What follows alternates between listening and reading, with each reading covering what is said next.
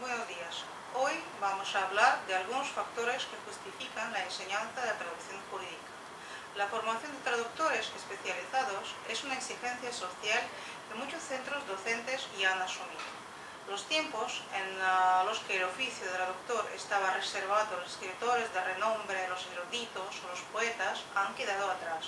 Y hoy en día el volumen de traducción especializada que demanda el mercado supera con creces la demanda de la traducción literaria o poética. Se puede decir que hay varias razones de peso que justifican la enseñanza de la traducción jurídica.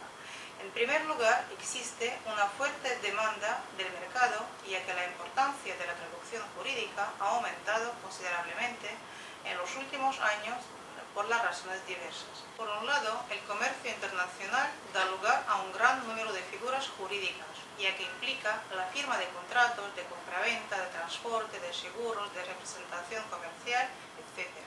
Por otra parte, la creación de bloques político-económicos que intentan desarrollar sistemas jurídicos comunes ha supuesto un gran impulso para la traducción jurídica. El ejemplo que más nos interesa es el de la Unión Europea, que está trabajando para armonizar los distintos sistemas y crear normas jurídicas de aplicación obligatoria para todos los países miembros que obviamente hay que traducir.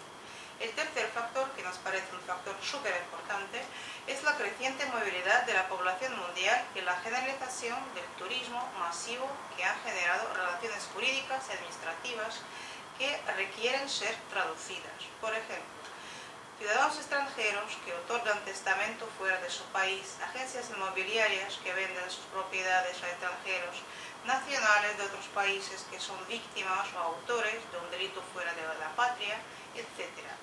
Otro aspecto que nos gustaría abordar y que debemos tener en cuenta es el fenómeno de especialización que se observa en todas las ramas del saber y que en el campo de la traducción tiene unas consecuencias especialmente importantes. A los traductores se nos plantea con particular intensidad el dilema de la superespecialización o la preparación para traducir todo tipo de textos.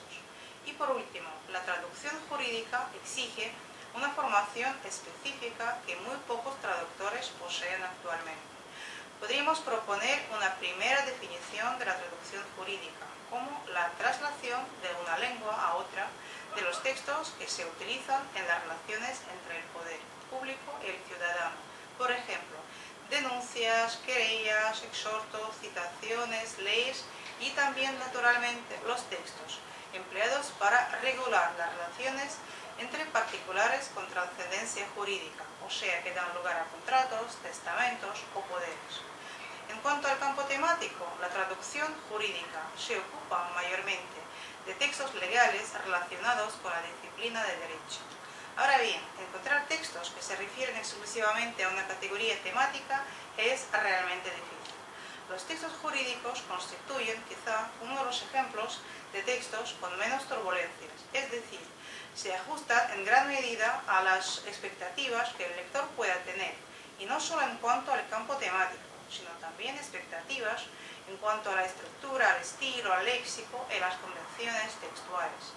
A pesar de ello, un texto jurídico puede presentar solapamientos con otros tipos de textos a nivel de campo temático. Pensemos, por ejemplo, en los contratos de compra-venta de maquinaria industrial, que contienen extensas especificaciones técnicas que no corresponden de ninguna manera al campo temático del derecho.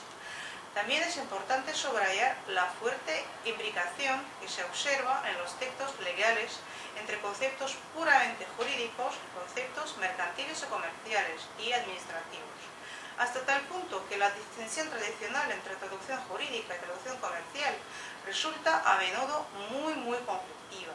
Otro tema muy distinto es el de los documentos que, sin pertenecer en absoluto al campo temático del derecho, tienen implicaciones legales importantes.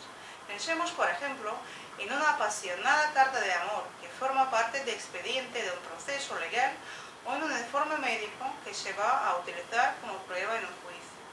El contenido en sí de esos documentos no es de carácter jurídico, pero pueden tener consecuencias legales realmente trascendentales. En cuanto al modo y al tono, los textos legales testimoniales pueden ser orales, la declaración de un testigo, las intervenciones de los abogados ante el tribunal, etc., escritos, un poder notarial, una diligencia judicial, escritos para ser leídos en voz alta, orales para ser grabados, o sea, grabaciones de las declaraciones de un acusado, y su tono es por lo general extremadamente formal o formal con rasgos ceremoniales y rituales que hunden sus raíces en la historia. Aquí podemos mencionar los formalismos que se observan en el juicio, las pelucas, togas, la forma de dirigirse al tribunal, la forma de promulgación de las leyes, etc. Entonces, se puede concluir que para dominar debidamente la terminología jurídica, cada estudiante debe aprender técnicas y estrategias para construir un vocabulario jurídico sistemático, elaborar una ficha terminológica que responda a las necesidades del traductor jurídico y que en nuestra opinión deberá incluir campos que especifiquen la rama de derecho y el género de original. Elaborar una base de datos terminológica a partir de los textos que se trabajen durante el curso. Además, no debemos olvidar la necesidad de aprender el léxico general y común, ya que es una parte importante y inherente de mayoría de las traducciones jurídicas. Gracias por vuestra atención.